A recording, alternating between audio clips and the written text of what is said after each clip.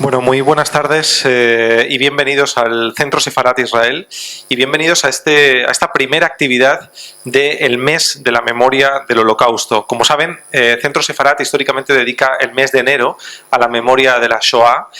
y es precisamente lo que vamos a comenzar en el día de hoy. Un ciclo de actividades que se extiende durante todo el mes y que pretenden recordar a todas las víctimas de lo que podríamos considerar como una de las páginas más oscuras de la historia de la humanidad. Para comenzar hoy esta primera actividad tenemos un tema muy especial, muy concreto y a la vez de mucha profundidad y muy interesante, y a un ponente que sin duda está más que a la altura del tema propuesto. Vamos a hablar en esta ocasión del Holocausto ante la justicia penal internacional.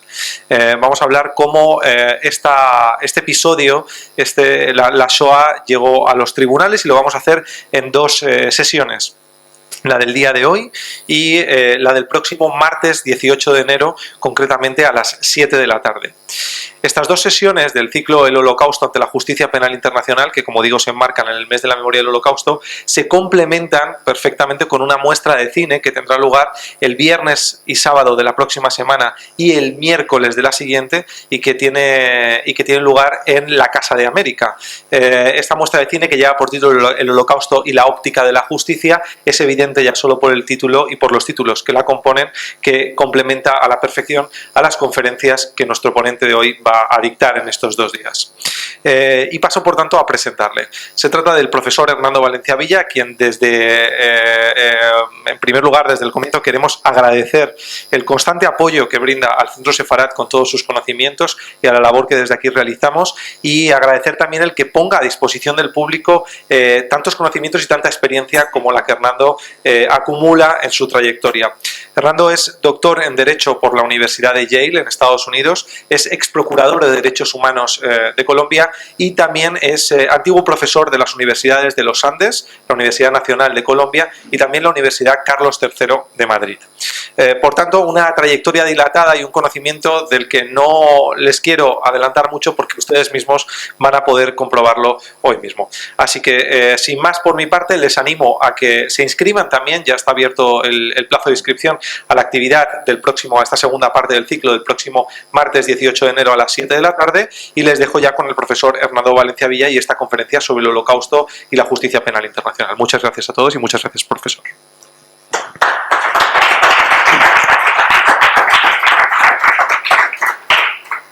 Buenas tardes, muchas gracias a todos ustedes por su presencia esta tarde, y a la Casa Sefarat Israel, al Centro Sefarat Israel, por su siempre muy generosa hospitalidad. En estas dos charlas quiero recordar una vez más la importancia decisiva que tuvo el Holocausto, es decir, el genocidio de los judíos europeos por la dictadura hitleriana durante la Segunda Guerra Mundial, en el surgimiento y la organización de la justicia penal internacional. Primero, con los tribunales militares surgidos directamente de la experiencia de la guerra, que fueron el Tribunal Militar Internacional de Nuremberg y el Tribunal Militar Internacional del Lejano Oriente o de Tokio, y después pues otros tribunales y otros juicios que vamos a mencionar el día de hoy. Y a partir de ese marco histórico, en la segunda charla del próximo martes, trataré de mostrarles una visión de conjunto de lo que es hoy la justicia penal internacional, es decir, de cómo está organizado el sistema, cuáles son las dos grandes modalidades de que disponemos para perseguir, castigar y reparar los crímenes graves contra el derecho internacional, y cuáles son los organismos de carácter judicial disponibles hoy para adelantar esta labor. Empiezo pues por la parte histórica en la siguiente forma. Primero quiero hacer una reflexión introductoria muy breve sobre el Holocausto y lo que significa como genocidio estrictamente hablando, y luego hacer una referencia específica a manera de resumen de los tres grandes procesos judiciales de carácter internacional directamente derivados de la Segunda Guerra Mundial y del Holocausto, que son, repito, el juicio de Nuremberg entre 1945 y 1946, el juicio de Tokio entre 1946 y 1948, y el juicio de Jerusalén contra Adolf Eichmann, el responsable logístico del Holocausto, entre 1961 y 1962. El Holocausto, como todos sabemos, es probablemente uno de los mayores crímenes de masas de la historia, y fue perpetrado por el régimen dictatorial de Adolf Hitler y el partido nazi alemán durante la Segunda Guerra Mundial, y especialmente entre los años 1941 y 1945,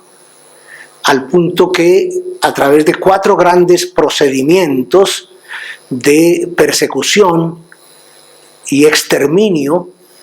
de seres humanos, que eran en su inmensa mayoría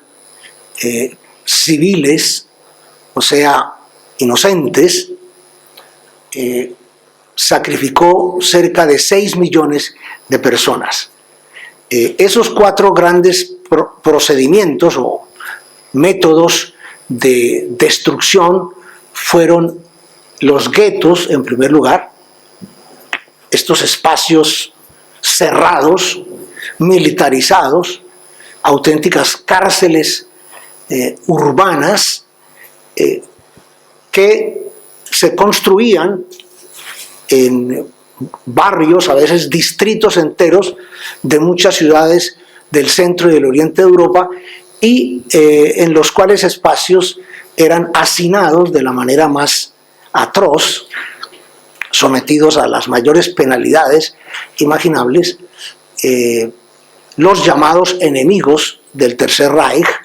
del régimen hitleriano, que eran sometidos entonces a meses y a veces a años de penalidades terribles, de hambre, malos tratos, torturas, enfermedades evitables y tratables que se convertían obviamente en mortales por las condiciones infrahumanas de vida, y el asesinato puro y duro a través de ejecuciones extrajudiciales. Hubo docenas de guetos a lo largo y ancho del centro y el oriente de Europa, el más conocido de los cuales, como ustedes recuerdan, fue el gueto de Varsovia, la capital polaca, que llegó a tener cerca de 400.000 habitantes, la inmensa mayoría de los cuales murieron a raíz de esa terrible forma de cautiverio y de tortura. Pero hubo muchos otros en ciudades polacas y en ciudades de países que hoy conocemos como Ucrania, Bielorrusia y la propia Rusia, incluyendo también las llamadas repúblicas del Báltico. El segundo gran procedimiento del Holocausto fueron los llamados escuadrones de fusilamiento, los Einsatzgruppen y Einsatzkommandos, que eran unidades especiales del ejército y de la policía de la dictadura hitleriana, que se dedicaron durante poco más de un año a perseguir, arrestar y confinar en espacios muy reducidos a centenares de miles de judíos y de otras personas de otras procedencias, gitanos, eslavos, comunistas, testigos de Jehová, homosexuales, opositores, etcétera, para sacrificarlos de manera sumaria a través de pelotones de fusilamiento y de operaciones de ametrallamiento. Es el llamado también holocausto por balas. El tercer procedimiento, el más conocido de todos, quizá es el de los campos de concentración y de exterminio, que fueron numerosísimos. Hay historiadores que calculan que hubo más de 10.000 campos en el centro y en el oriente de Europa durante la Segunda Guerra Mundial, puesto que había campos de prisioneros, campos de tránsito, campos de trabajos forzados, campos de concentración y campos de exterminio. Estos últimos conocidos también como fábricas de la muerte, que eran los campos de concentración exclusivamente dedicados a la destrucción sistemática a escala industrial y por los procedimientos tecnológicos más avanzados de la época de seres humanos. Lo que alguien llama también la fabricación de cadáveres. Y finalmente, el cuarto procedimiento, las llamadas marchas de la muerte, que fueron estas terribles caminatas, casi todas ocurridas en el invierno de 1944-45, cuando la dictadura hitleriana estaba ya en derrota en sus últimos meses, y se extraía brutalmente a los prisioneros sobrevivientes de muchos de los campos de exterminio y de concentración del centro y del oriente de Europa, y se los trasladaba a través de caminatas infernales en medio de uno de los inviernos más crudos de la época, hasta los campos situados en el corazón de Alemania, como Bergen-Belsen, como Sachsenhausen y otros. En esas marchas se calcula que pudieron haber muerto entre 800.000 y 1 millón de personas. De suerte que de la convergencia de estos 4 grandes métodos de persecución y destrucción de seres humanos, pues tenemos la cifra espeluznante de 6 millones, según algunas otras cuentas, 6.200.000 víctimas. Esto constituyó, por supuesto, un genocidio monumental, pero hay que hacer una precisión clave. El genocidio como práctica, como conducta material de unos humanos contra otros, es muy antigua. Se remonta a siglos antes de la era cristiana y ha sido imputable e imputado a numerosos imperios y reinos y tiranos y grandes líderes políticos y militares, en el sentido de procesos criminales a través de los cuales se estigmatiza, es decir, se convierte en criminal, es decir, en indeseable y por tanto en prescindible, en desechable, un grupo humano con identidad propia, y se lo persigue, se lo acorrala, se lo tortura y se lo destruye. Pero en términos estrictamente jurídicos, es decir, en términos de la respuesta que el derecho de los estados y el derecho de la comunidad internacional le da a las conductas agresivas y destructivas de unos humanos contra otros, el genocidio únicamente existe en sentido estricto desde 1948 en adelante, de 1948 para acá, cuando la Asamblea General de las Naciones Unidas adoptó el primer instrumento el primer tratado internacional de carácter penal, de derecho penal internacional, en el cual se tipifica, es decir, se define en términos estrictamente legales qué es un genocidio, quiénes pueden perpetrarlo y cuál debe ser la respuesta investigativa, punitiva y reparadora que debe ofrecer el Estado o la comunidad de los estados ante esos actos espantosos, característicos del genocidio. Con el Holocausto sucede en gran medida que se configura primero como práctica y como práctica monstruosa, y después la comunidad internacional de los estados, que se organiza ya de manera estable y permanente con la creación de las Naciones Unidas en la Conferencia de San Francisco de julio de 1945, y que responde a través primerísimo de la Convención contra el Genocidio de 1948, esa que adopta la Asamblea General de Naciones Unidas, a que acaba de hacer referencia, y otros instrumentos que vienen después, hasta nuestros días, donde ya existe una especie de Código Penal Internacional y un Tribunal Penal Internacional de carácter permanente, que es el encargado de vigilar el cumplimiento y la aplicación de esa legislación, de esa normatividad, que es la Corte Penal Internacional de carácter permanente, creada en Roma a finales de los años 90 del siglo pasado, y dotada de un instrumento multilateral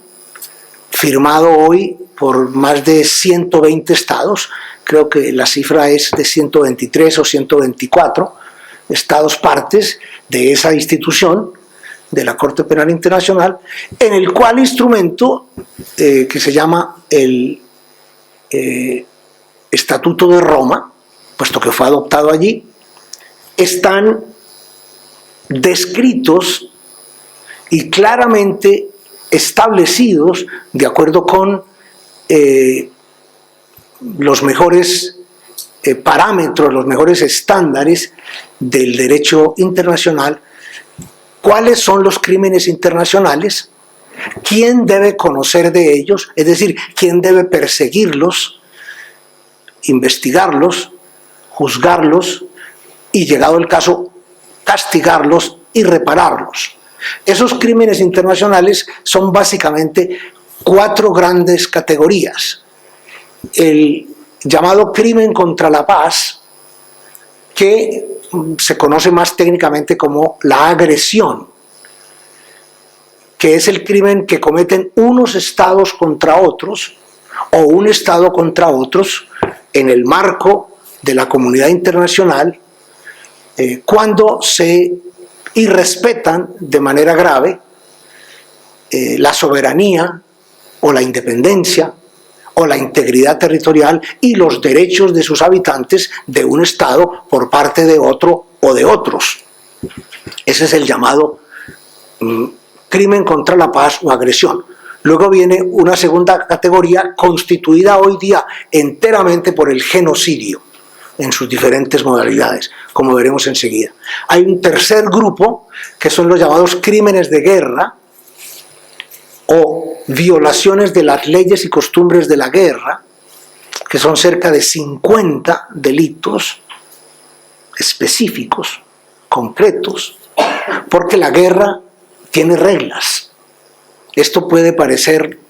chocante, puede parecer extravagante, incluso absurdo para muchas personas, pero permítanme decirles que no es irrelevante ni es superfluo, al contrario. Es importantísimo que la guerra tenga reglas y por tanto que se puedan cometer crímenes y crímenes atroces en desarrollo de hostilidades militares o de actos de guerra. Si no tuviéramos leyes y costumbres de la guerra, no podríamos reaccionar como tratamos de reaccionar torpemente, pero de alguna manera, frente a las atrocidades que se cometen en los conflictos armados, tanto internacionales como no internacionales. En otras palabras, no es lo mismo tener leyes y costumbres de la guerra, aunque se violen a diario, aunque se respeten muy poco o casi nada, como ocurre por desgracia en la vida real, que no tenerlas. Si no tuviéramos leyes y costumbres de la guerra, seríamos infinitamente más pobres, y más infelices, y más primitivos, y más incivilizados. Puesto que las tenemos, podemos señalar con el dedo y decir, allí se están cometiendo crímenes de guerra, y tiene que intervenir un tribunal internacional, o un tribunal nacional que tenga la voluntad política y los medios para hacerlo. Y la cuarta categoría, entre los crímenes internacionales, que aparecen en el Estatuto de Roma de la Corte Penal Internacional hoy, pero que vienen desde principios del siglo pasado, son los llamados crímenes de lesa humanidad o crímenes contra la humanidad, que son hoy día, de acuerdo con el derecho internacional vigente, 11 tipos de delitos. El genocidio inicialmente, digamos que durante el periodo de entreguerras, cuando estaba en proceso de formación, de construcción, se incluía entre los crímenes de lesa humanidad o crímenes contra la humanidad. Pero a partir de la Convención contra el Genocidio de Naciones Unidas de 1948 y especialmente del Estatuto de Roma de la Corte Penal Internacional de 1968, se separa el genocidio y quedan los otros 11 crímenes de lesa humanidad como una categoría independiente. ¿Por qué? ¿Por qué se separa el genocidio? Porque se considera con todo derecho, con toda razón, como el crimen de los crímenes. Es el crimen más grave que podemos cometer los humanos, contra nosotros mismos, unos contra otros. Y la razón es muy sencilla, porque el genocidio es la destrucción o tentativa de destrucción de grupos humanos con identidad propia, con identidad específica. Por tanto, es el crimen contra la pluralidad y la diversidad de la humanidad. No es el crimen contra una persona, sino contra varias o muchas personas que pertenecen a un grupo humano o a grupos humanos con identidad propia. La Convención contra el Genocidio y el Estatuto de la Corte Penal Internacional, que no ha hecho más que copiar al pie de la letra la definición de la Convención, disponen que los grupos que pueden ser objeto, es decir, que pueden ser víctimas del genocidio, son los grupos nacionales, los grupos étnicos, los grupos raciales y los grupos religiosos. Se supone que en esas 4 categorías debemos caber todos los humanos que tenemos una cierta identidad propia, una cierta personalidad, es decir, que pertenecemos a ciertos colectivos, a colectivos importantes, a colectivos caracterizados, con personalidad, con trayectoria, con tradiciones, con cultura. Desafortunadamente, en el proyecto inicial de la Convención contra el Genocidio de 1948 se incluían también los grupos políticos y los grupos culturales, en lo que era una enumeración mucho más completa, mucho más universal, mucho más abarcadora que la que quedó finalmente en la Convención y que ha sido repetida y está repetida en el Estatuto de la Corte Penal Internacional. Hoy día son grupos nacionales, étnicos, raciales o religiosos. Inicialmente aspirábamos, y es una pena que por política interestatal, por las peripecias y las miserias de la diplomacia entre los estados, se excluyera el genocidio por razones políticas y el genocidio por razones culturales o etnocidio, como también se lo conoce. Pero, en mi opinión, que no es enteramente compartida por muchos de mis colegas internacionalistas, si se hace una interpretación desde el punto de vista humanístico, humanitario, de la normatividad vigente hoy día, es decir, la Convención del 48 y el Estatuto de Roma de la Corte Penal Internacional del 98, pueden caber todos los grupos humanos con personalidad propia, con identidad propia, en las 4 categorías que quedaron finalmente en la ley. Grupos nacionales, étnicos, raciales y religiosos. Si usted piensa, por ejemplo, en la categoría etnia, ¿qué es una etnia? ¿Una etnia es una tribu? Sí. ¿Una etnia es una comunidad indígena? Sí. Pero, por ejemplo, en las grandes ciudades contemporáneas, los skinheads, las tribus urbanas, los vegetarianos, los disidentes, los objetores de conciencia, los grupos que se colocan hoy bajo el amplio paraguas de LGTBI, ¿son grupos étnicos? En mi opinión lo son, porque son grupos culturalmente distintos, culturalmente caracterizados, culturalmente definidos, que tienen una personalidad cultural propia, es decir, que se enfrentan a la convivencia cotidiana de una manera singular, de una manera peculiar, con unos rasgos propios. Pero una última reflexión antes de empezar a hablar de los juicios. Todo crimen, cualquier crimen, el más humilde y el peor, el más grave, el más atroz, es un acto de arbitrariedad, es un abuso de poder, es un abuso de autoridad o un abuso de fuerza, porque es la imposición de una cierta cantidad de violencia, de una cierta cantidad de fuerza ilegal y habitualmente también inmoral sobre una persona o sobre varias personas para despojarlas de sus derechos y eventualmente de la vida. Por tanto, todos los crímenes corresponden de una u otra manera a un ejercicio abusivo o a un ejercicio extremado o extremista de libertad. Una persona que se puede dar ese lujo y que incurre en ese acto de barbarie o de arbitrariedad o de crueldad o de injusticia, impone a otra o a otras una limitación brutal de sus derechos, de sus libertades, de sus garantías y en muchas ocasiones de su propia vida, que es la condición de posibilidad de los seres humanos. Ustedes y yo somos humanos en la medida en que estamos vivos y por tanto podemos disponer de una conciencia moral y podemos disponer de una capacidad de elección y podemos desplegar una conducta de acuerdo con unos valores, de acuerdo con unos principios, de acuerdo con unas reglas. Pero el caso del genocidio es particularmente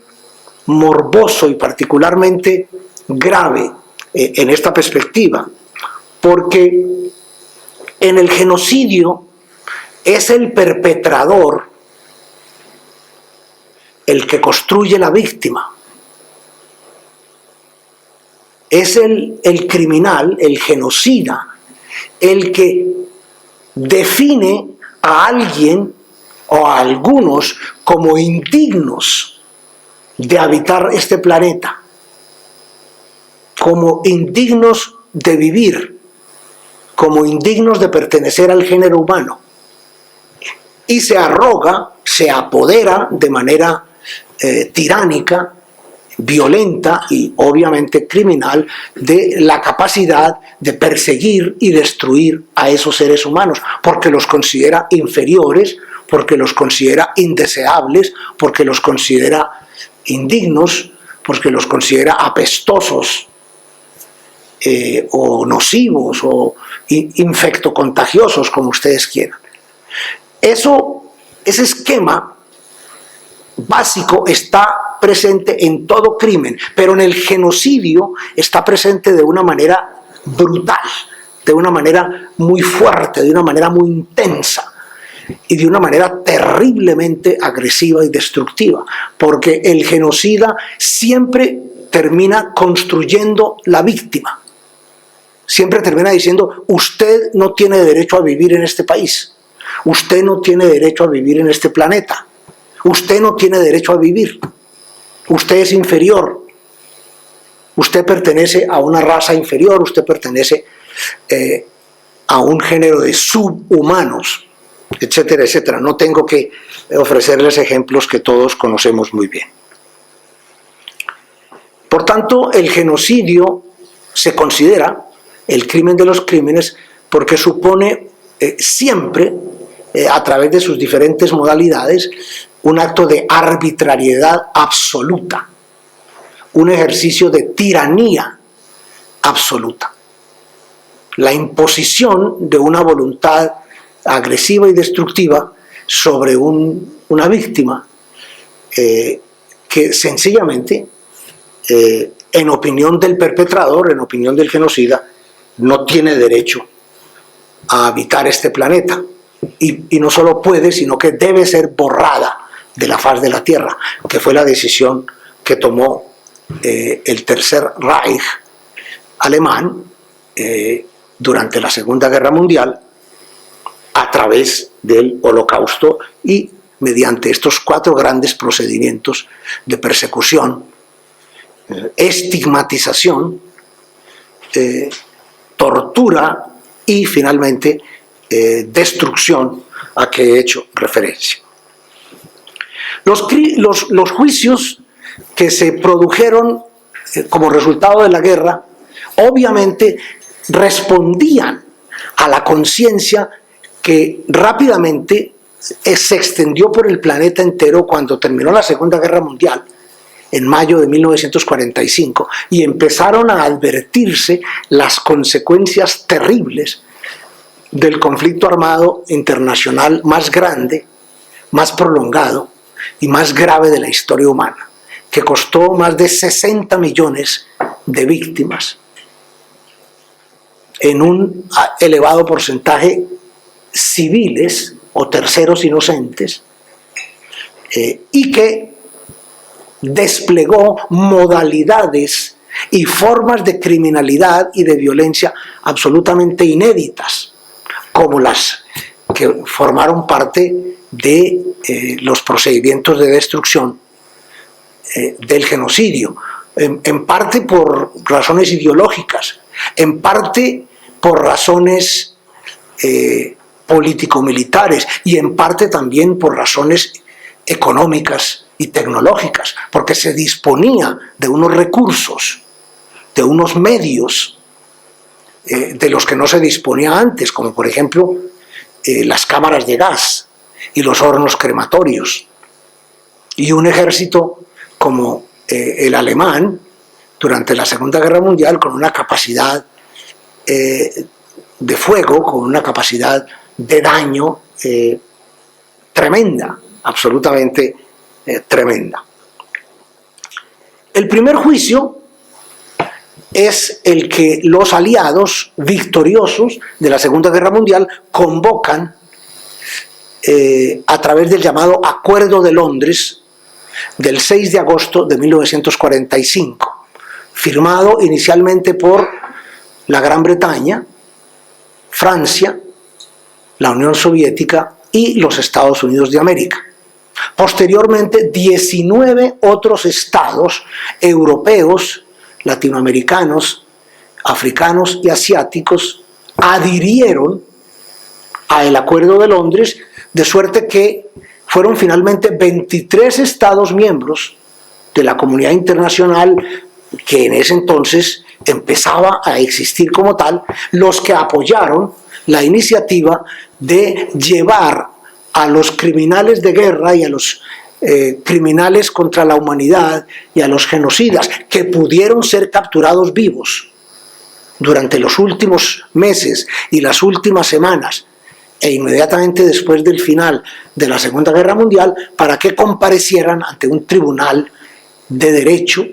ante una corte legal, y respondieran por esas conductas. Entonces, ¿qué hicieron los aliados? Los aliados establecieron un pequeño código penal que estaba recogido en el Acuerdo de Londres de agosto del 45, y en el cual se establecieron los crímenes contra la paz, los crímenes de guerra y los crímenes de lesa humanidad. Todavía no se habla de genocidio, porque no existe, jurídicamente hablando, en el derecho internacional todavía no está configurado, tardará 3 años más en configurarse, como he dicho. Pero de alguna manera, entre los delitos de lesa humanidad había elementos suficientes como para perseguir hasta cierto punto los actos de genocidio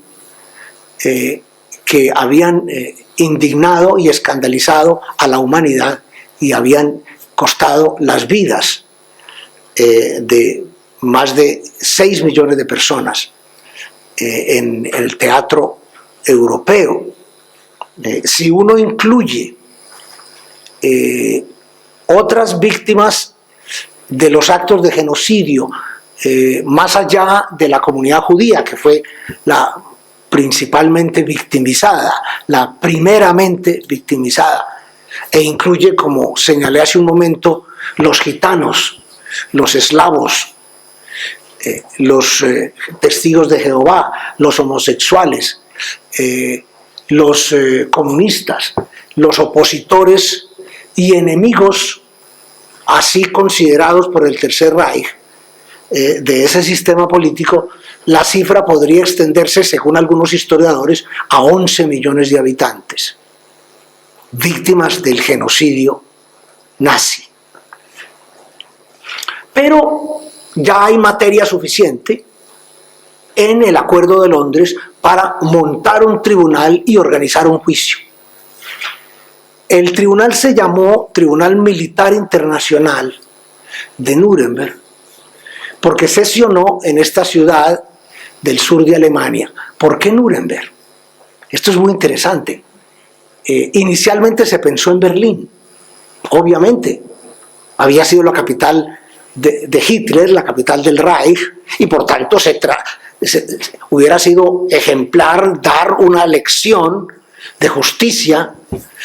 en ese lugar, pero la ciudad estaba totalmente destruida y no había prácticamente nada en pie por los bombardeos, sobre todo rusos, soviéticos, de esos últimos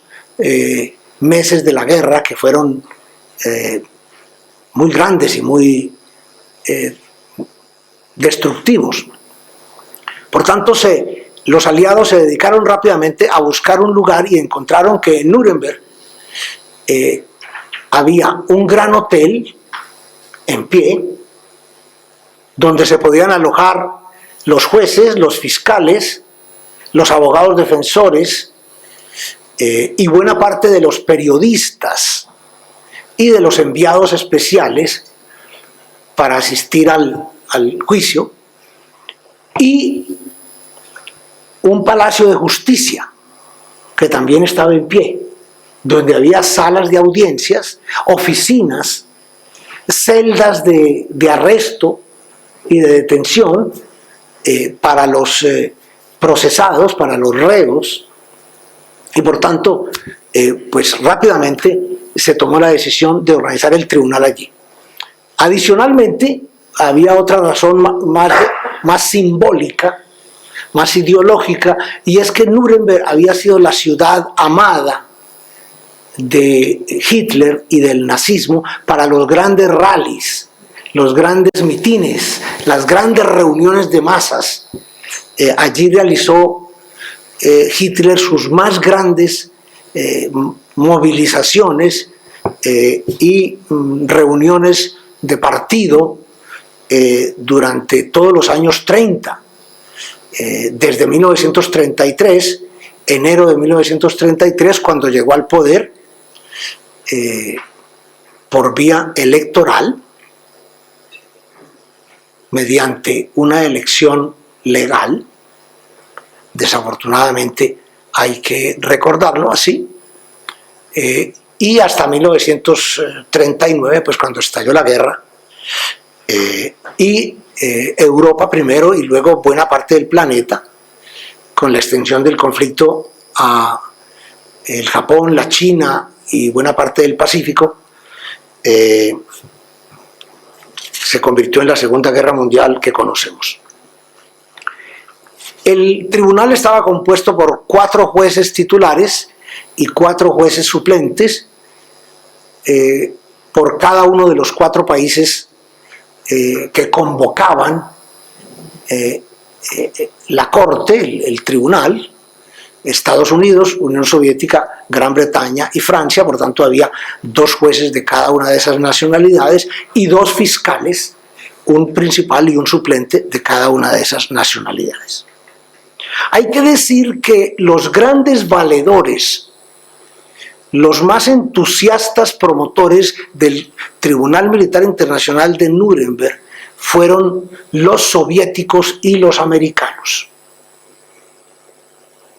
Los ingleses, los británicos, sorprendentemente fueron partidarios hasta el último momento de no juzgar a ninguno de los criminales de guerra y criminales contra la humanidad que pudieron ser capturados vivos, sino de fusilarlos incontinenti, es decir, en el acto, tan pronto fueran capturados, donde fueran capturados, como fueran capturados. Esa era la posición de Churchill, por ejemplo, o fue inicialmente la posición de Churchill. Y los franceses se acercaban bastante a ese paradigma, pero los americanos, encabezados por el presidente Roosevelt, que fue un hombre realmente avanzado para su tiempo, insistieron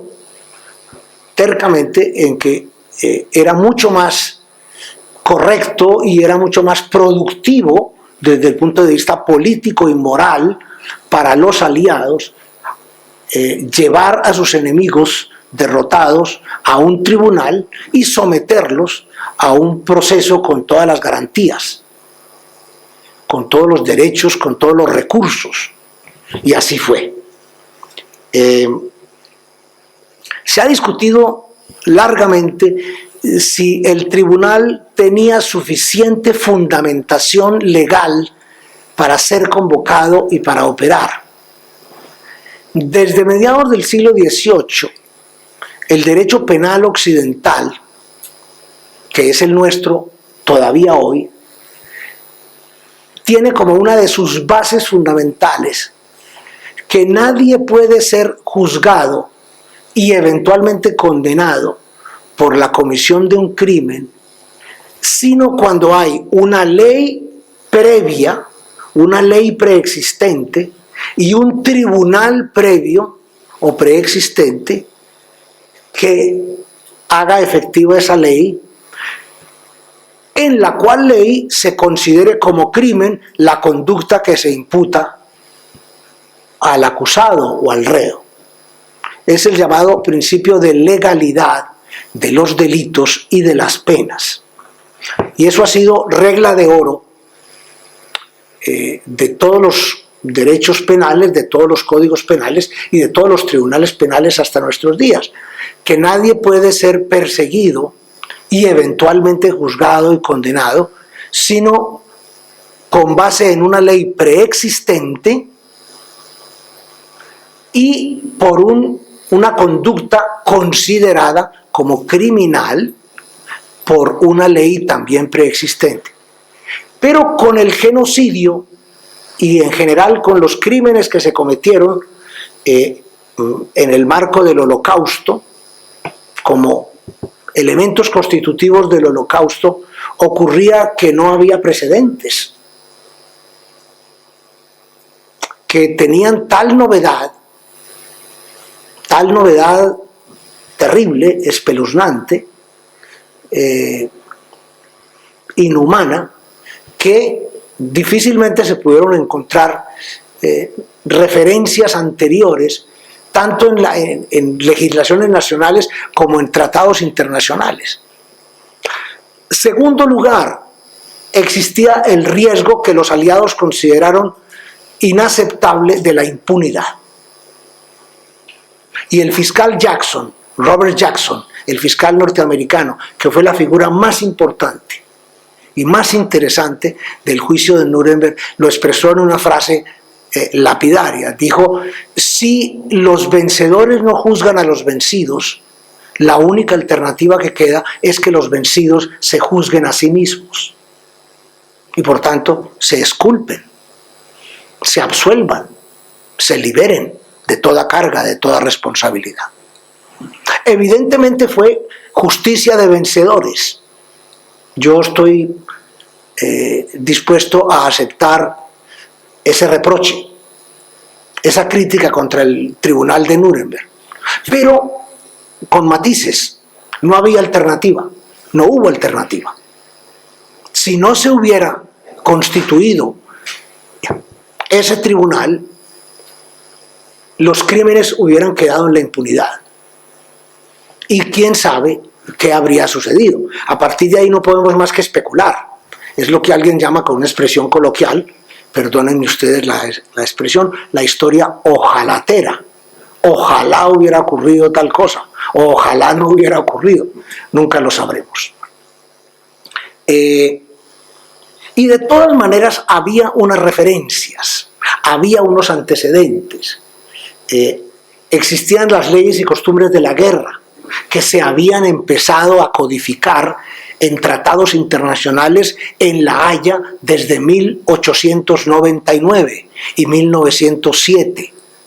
Y existía un tratado internacional firmado por la mayor parte de los países que se llamaba el Tratado Briand-Kellogg de 1928, que prohibía la guerra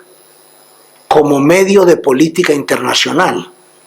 como procedimiento de diplomacia. Y como Hitler le declaró la guerra a Europa y al mundo, sin fórmula de juicio, sin razón aparente, por puro orgullo, por pura ambición, por su doctrina totalitaria de expansión territorial y de superioridad racial del pueblo alemán, pues muchos consideraban que había violado las leyes y costumbres de la guerra recogidas en los tratados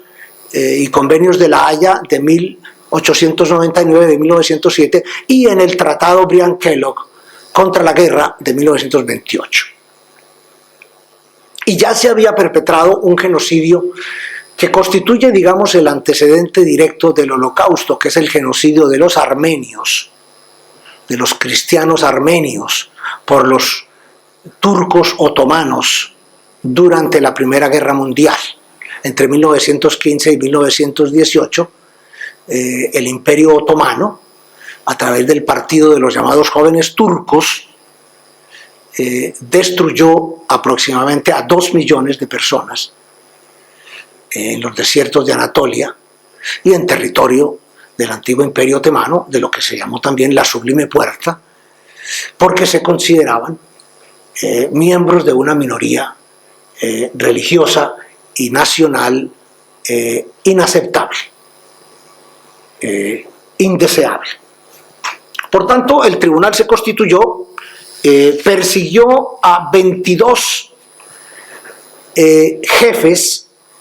tanto políticos como militares, de el partido nazi y del ejército alemán, que pudieron ser capturados vivos. Desafortunadamente Hitler dispuso de su propia vida, hasta donde sabemos el 30 de abril de 1945, el día anterior a la caída de la capital alemana en manos del ejército soviético.